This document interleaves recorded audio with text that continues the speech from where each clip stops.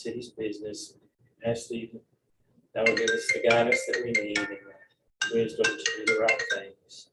And we say these things in the name of Jesus Christ. Amen. I pledge allegiance to the flag of the United States of America and to the republic for which it stands, one nation, under God, indivisible, with liberty and justice for all.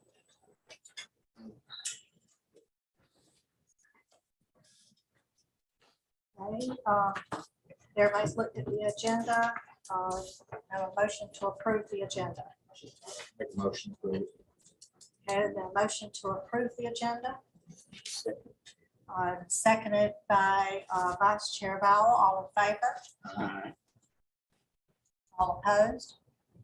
Okay, so the agenda is set. Open for public comments.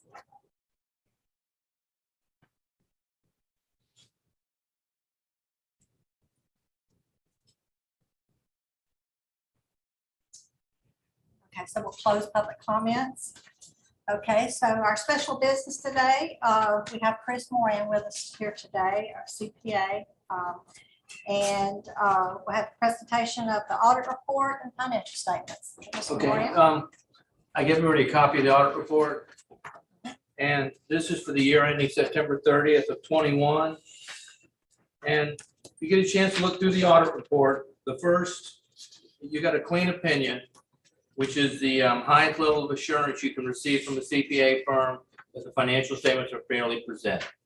And then you've got some pages 1 through 10, which is what we call the management's discussion and analysis. This shows you comparative with the prior years, sort of touches on some of the highlights. And this is what the city, you guys actually put this section together. It's just sort of an overview of what kind of year we had. The basic financial statements start on page 11. And this shows your statement of net position, which is basically as if you were keeping books like a normal business. This shows all of your fixed assets and all of your debt, including city hall and paving of roads, all of those types of things. Then the same thing is on page 12, shows you your net change. But if you turn to page 13, this is your general fund balance sheet, and this is the same way that you keep your own books. So this comes right out of your general ledger for general fund, whereas this other stuff includes a lot of stuff that you really don't keep books on. You know, your fixed assets for the whole city as a whole. And then on page 14 is a reconciliation between the two. And then on page 15, this shows your general fund profit and loss, just like you prepare your budget. So this is one that means the most to, you know, how you're used to seeing the city operate.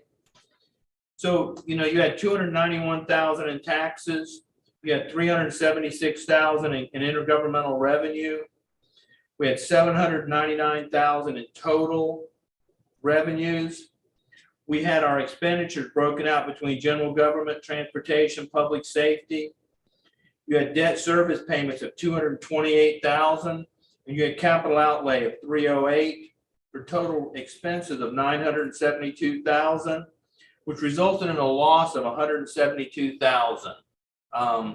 We talked about this last year because you were up a lot, because a lot of this stuff was money that had come in from the hurricane that we had never really got around to spending it all yet. You know, the roof and some of those things that money had come in previous years, but we really hadn't got all that stuff spent until the 21 year. And then they're showing a reconciliation on the next page. Then if you turn to page 17, this shows the balance sheet of the water sewer fund. And then we have your revenue on your water and sewer fund on page 18. So on water revenue, we had $273,000 come in. Wastewater was $279,000. Garbage was $155,000 for total revenue of $708,000. And then you had garbage contract, which is your main expense going out. You had $216,000 worth of depreciation expense, which is required to report on a water and sewer system, but it's not really costing you any cash. List out all the rest of your expenses down to 784, but we had some capital grants that came in, which anytime you're getting a grant to build something, it's showing up as revenue right here.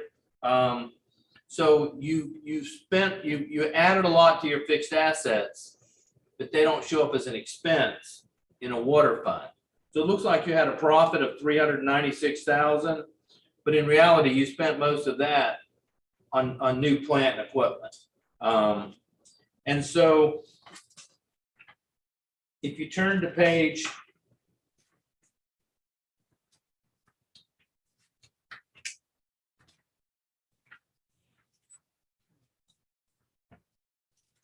You turn to page 28.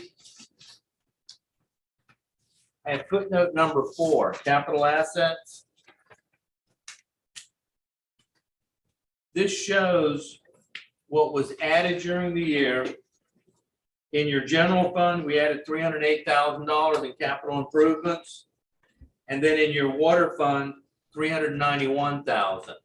So those are sort of the two numbers I was talking about earlier in terms of both those numbers affected your net income.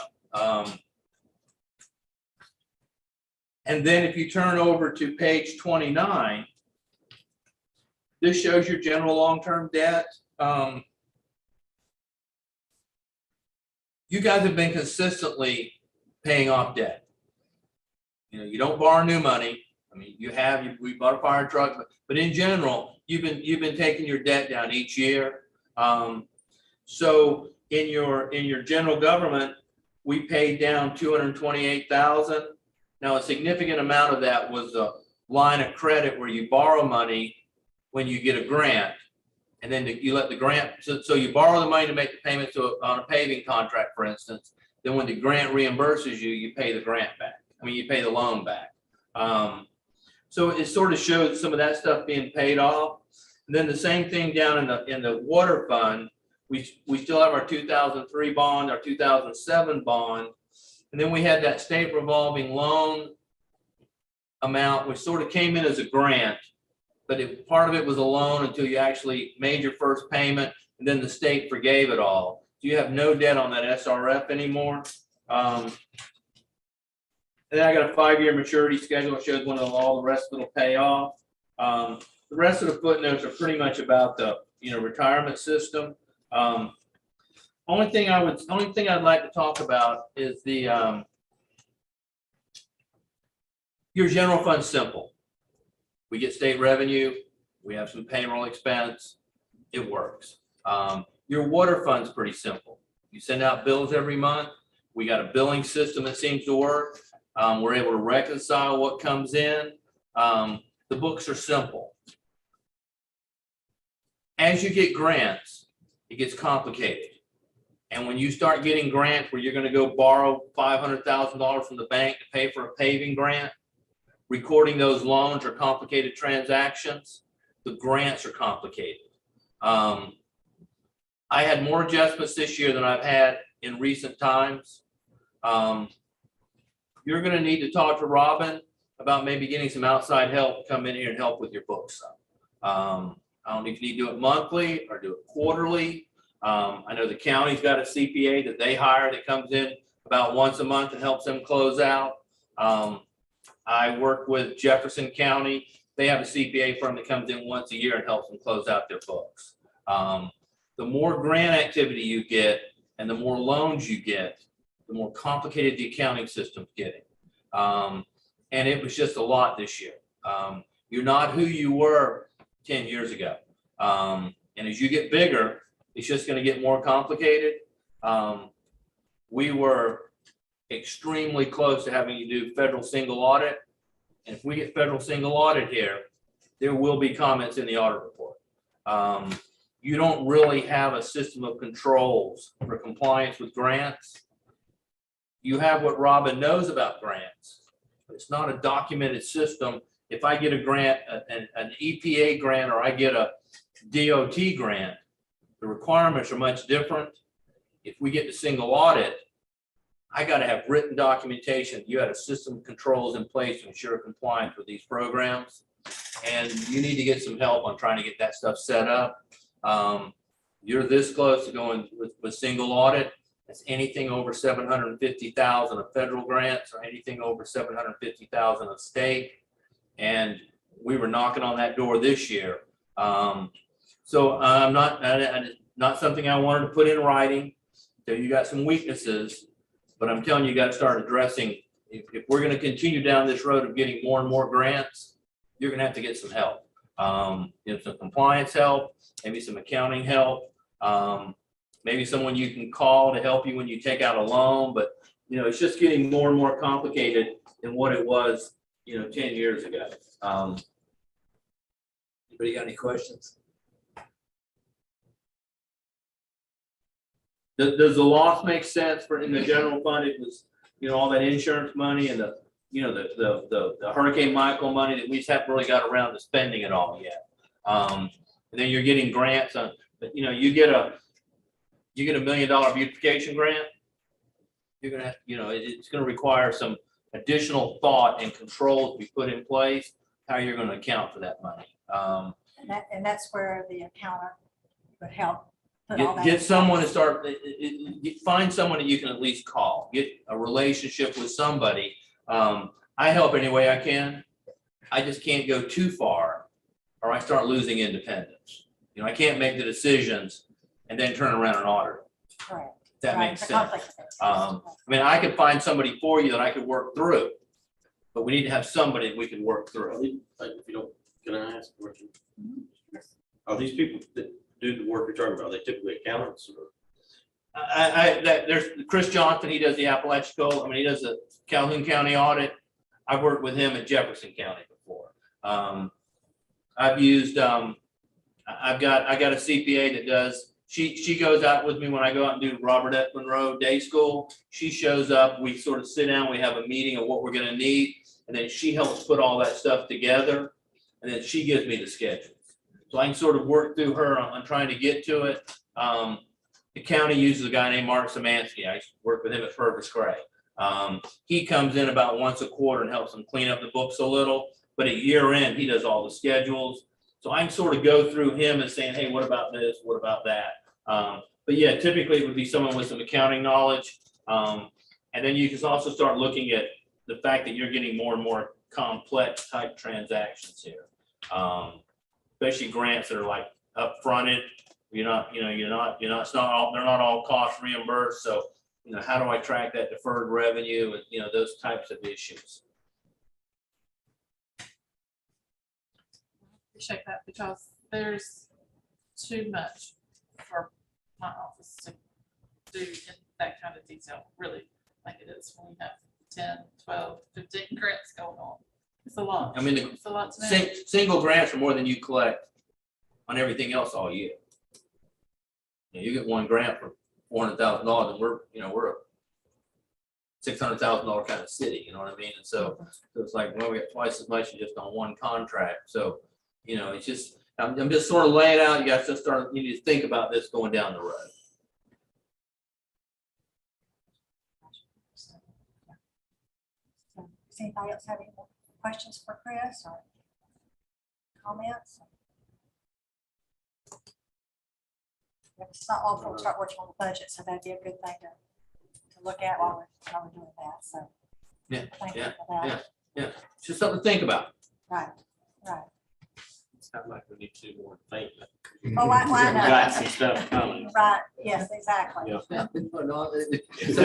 Something about hard. That's real hard. This coming up fiscal year, I don't think we'll have to do single audit, but definitely by the next fiscal year, we will be doing single audit. We have way too much flowing out there that's soon to crank up. So, Single audit is very complicated. Yeah, It's right. very. I know just this much about it, just to Yeah. know that. So I have a little bit background, but not that much. Is Chris Johnson pretty knowledgeable on all of this? Pardon? Chris Johnson, is he pretty knowledgeable? He is.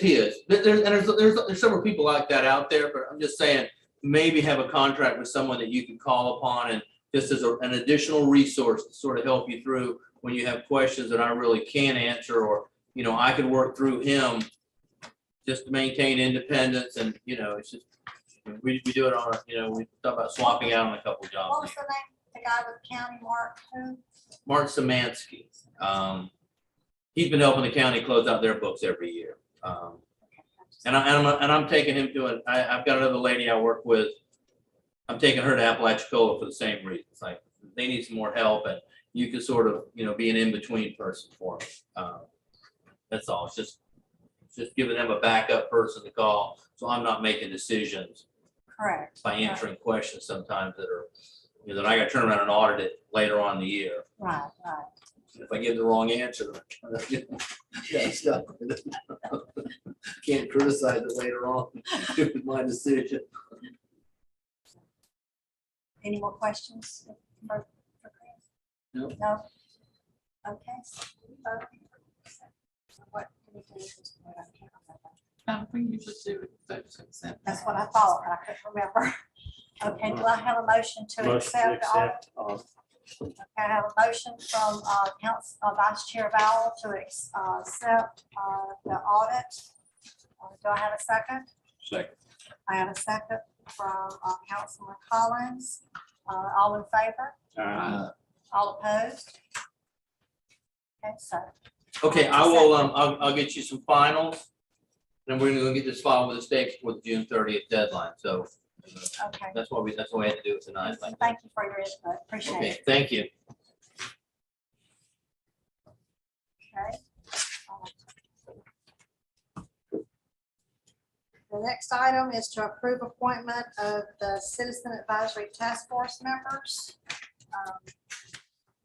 Say something about that before we name the people or whatever, in case everybody doesn't understand. what Right, so with our CDBG grants, it requires us to establish a citizen advisory task force that will meet with NOAA engineers. They'll discuss needs of the city, potential projects, and then they will together decide on what projects we should, they'll make recommendations for us to apply for in the small cities community development block grant application that's coming up. So typically that we would have the council approve those. So the reason it's on tonight's agenda is because they need to meet on the 27th, which is next Monday, in order, this grant's coming up pretty quick. So we still have to have 2 public hearings. So you'll see some extra stuff this month, but we're trying to fit in on dates that we were already going to be here. So, Right, right. and these members are willing to serve, and we appreciate their willingness to serve. Who is Judas Willoughby? Judy Willoughby, they live in, you know, where the Maxwell Harrell house was at, his other little house that's behind there, and that house right there. They've lived here for, I guess, 8 to 10 years now, maybe. Next to Methodist Church, right?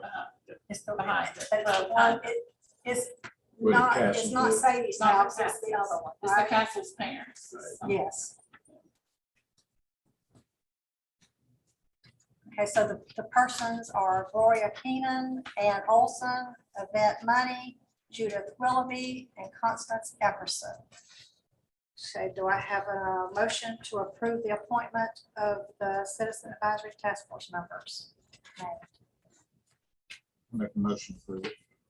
Okay, there's a motion from Councilman Glisson to approve the appointment of these 5 people. Do I have a second? And second from Vice Chair Vowell. All in favor? All opposed? Okay, so these ladies, people are appointed. I guess they are all ladies, aren't they? Not because I didn't try to contact anyone. I understand. Just had to look real quick. I thought I had called later. I tried. So, I tried to diversify. So it didn't work. okay, and the next item, can you tell me where that's going to be waiting on that one because of Correct. We just illness? postponed it to illness. So, Okay, so just so everybody knows that one will be just until our regular meeting time. right, we're just gonna do it on our July 11th regular meeting time. She's already made her submittals to make the grant deadline to the state, so she'll submit to us then. Okay. Is there any other business? Okay, so if there's no other business, do I have a motion to adjourn? Hold on, I got one thing. Oh, okay, sorry. Yeah, sorry. I just talked to Robin about this the other day, so, the city's never gone after a FERDAP grant. And the FERDAP grant is for parks through DEP, usually 50,000 or 200,000. Those are the two small and large projects. The city's never gone after one, and having said that, and the timing might not be perfect. Usually it's due in the middle of October. This year they bumped it up to August 31st, so I want to go ahead and bring this up. The city have some land to put it on, then, that this is something that we can start setting up some kind of park with, and not just playground. It could be anything, it could be a meeting place like we're trying to get, stage and everything. And I know we're working towards that with our hometown revitalization grant and buying some property that the city will be able to own and fix up and resell or keep and use. So the timing's not great on this, but it is August 31st. The one caveat is that you have to have some kind of property either leased, for use as a park or owned by the city. So it might not be the right time, but if y'all were thinking of maybe, if you had something in mind, I know I had something in mind personally, was trying to buy the property right by the city well on Mishaw Road and the basketball court and turning that into like a tennis court, pickleball court type of facility that'd be easy to maintain for the city. But that's just an idea because y'all use. My wife and her friends love to play pickleball now, but there's nowhere to play at. So I'm trying to find her, Ray knows about it. I'm trying to find them places to play and find grant funding, but it's also a sport that's growing rapidly. But having said that, there's opportunities around. There's grant funding around to set up parks and then to enhance them yearly. I mean, it's easy to get that $50,000 grant. So just be something thinking about if we want to put something together. It's not too hard to put together for that grant. We don't get anything out of it. I just like to do it because I want parks for my kids. So just be thinking about that. If there's property, if the city wants to try to make a purchase of the property, this is a good grant. So if you're gonna have this, who would maintain it? Well, the city would end up maintaining it. So, We had a tennis court years ago. yeah. It went to demise, I'm saying. I was gonna say something else. Where was Tim's? Who owned the tennis court? Was that a county? I don't know. It was very nice. Baseball field? Yeah, right behind the baseball It field. used to be basketball, it's basketball field, Yeah. like softball field, baseball field. But see, That was nice. It it started out as, But it was a tennis court. it was a tennis court. Yeah, we played on it. I played on it, when my children were little, and it was already starting to go down just a little bit then, because I moved back, and for a few years, it was really nice. Nobody takes care of well, it. see, that's on the school property. That's what I was thinking of. And I hate to see But this. it wasn't the school didn't do it, though, I'm sure. Well, yeah. Because the 4-H building there, that also fell apart. Well, all that is school property. So I looked it understand up and that. I was like, you know what? But I'm You still saying can't, the that's school big. can't find grant funding for parks. Right, I but a just wanted city you to and a have county up if you can. do it. I just, So- I just don't want something to fall apart if we do it. That's the only. Well, yeah, so my thought on that, if you give me $50,000, you can resurface that, put in your nets, put in 10-foot fencing all around, parking, you can make it nice. And then it's Oh, I something the city understand that people part. Well, yeah, I mean, and low maintenance is what I was trying to also say, it's not like you go out there cutting a ton of grass, but, it was just something to think about. If you Right. want that, there's grants out there for it, there's one Yeah. coming up in August, so. Because I would love to have a tennis court. Yeah. Splash pad. Where's the city limits at? Ain't it at the gate? Beside that civic center? How does that work? No, it's a No. paper road. Down- Well, down- where's it cut Down across County at? Road 12. And that's what I was looking at. Where's it cut across at? Behind Chris's house or? Are you talking about the city limits? Yeah, city It's limits. a quarter mile off of 12, the center line of Because 12. the park's owned by the county, Right, the civic center's in the Yeah. city, but the parks in the county. but who It's is it? about down by the train depot. I'm just saying that maybe where the county would lease a 99-year agreement for $1 and the corner behind, what's his name? Smarties. Smarties, Yeah. put one right there. That would- And it'd be a patch attached to the football field. and Right, that parking would we Well, have. I'd like That to- would be a I'd good like to get place. one. We're trying to get one built with that That, I extra understand. land that the county bought, but you know, it's just more money that we're, and it's gonna be probably a couple more years, because we've got to do some other stuff with that land now, and prices are going up, but you know, it's easier if we use county funding for a grant, and then use city funding for another. That's what I'm saying, they another could do, piece of they could do the other end of the property, we could do the other end of the property. Yeah, right, And then we get some more money for the buck. right. So what would you need from us? I don't want you to make a decision. Oh, okay, But I you just don't wanted to think- put it out Be there? thinking about it. Be thinking about it, 'cause Okay, like I gotcha. said, August 31st is coming. Because you probably But break it. The issue is that I don't think you have any available property that would be suitable for a park at this time. Like, Right, you know, right. you don't just own a lot anywhere. That's but- what I'm talking about. If you're serious about it, then maybe that's something that you can throw together real quick and buy it. I don't know how that works. And maybe we gotta wait till next year to do it. That's fine too. But just know that, you know, we're trying to change some stuff around. And once we get this hometown revitalization grant movement, and we can start buying some properties, that grant also has money in there to build a park. You know, our thought was the downtown one, like in Youngstown, so we'll have to move that to somewhere else. But once we have that plan, then we'll go to defer that grant for that part, but we don't have that yet, so doubt we'll have it in 2 months. No, how much land do you need for that pickleball? Not a lot. I mean, it's smaller than a tennis court. Like that lot that we don't know what to do with over here, Where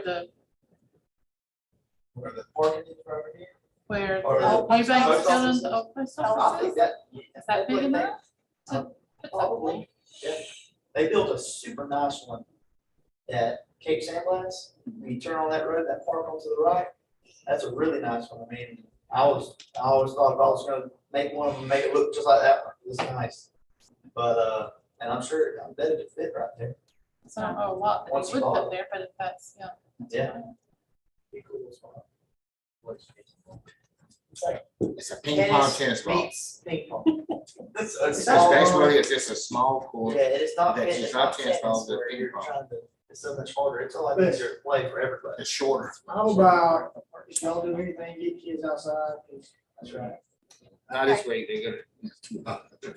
Okay, we'll, But yeah, we'll we think about go ahead and finish this meeting then, and do I have a motion to adjourn? Motion to adjourn. Motion to adjourn by Second. Vice Chair Vowell, seconded by Councilman Glisson, all in favor? All right.